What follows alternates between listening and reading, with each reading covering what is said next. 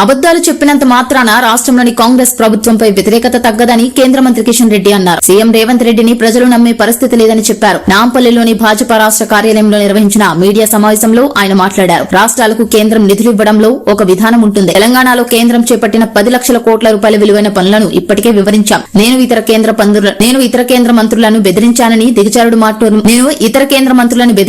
దిగజారుడు మాటలు మాట్లాడారు. కేంద్ర పథకాలను సమర్థంగా అమలు చేయాలని సీఎంలకు ఎన్నో లేఖలు రాశాను. సీఎంలతో సంబంధం లేకుండా రాష్ట్ర అభివృద్ధిని కోరుకునే వ్యక్తిని. దేశంలో నిర్మించే 7 టెక్స్టైల్ పార్కుల్లో ఒకటి తెలంగాణకు తెచ్చాను. రాష్ట్రానికి ఆర్ఆర్ఆర్ ను కేంద్రం మంజూరు చేసింది. ఇచ్చిన హామీలను అమలు చేయాల్సిన బాధ్యత కాంగ్రెస్ ప్రభుత్వంపై ఉంది. వాటిని పక్కన పెట్టి భాజపాపై ఆరోపణలు చేస్తున్నారు అని కిషన్ రెడ్డి విమర్శించారు.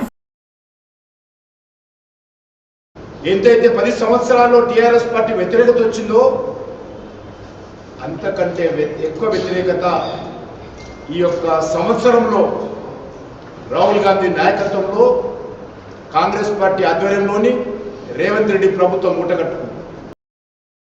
ఇలా తమిళనాడుకు స్టాలిన్కు మెట్రో అనుమతి వస్తుంది, తెలంగాణకు మాత్రం రాదు. నిర్మలా సీతారామన్ గారు తమిళనాడుకు మెట్రోకి అనుమతి ఇప్పిస్తుంది, కిషన్ రెడ్డి గారు మాత్రం తెలంగాణకు ఇవ్వరు. కేవలము కిషన్ రెడ్డి గారు అడ్డుపడడం వల్లనే తెలంగాణకు తీరని అన్యాయం జరుగుతుంది. కిషన్ రెడ్డి గారికి చిత్తశుద్ధి ఉంటే అన్ని వివరాలు ఇచ్చినాం, అధికారులు కూడా కలిసి వచ్చిండ్రు.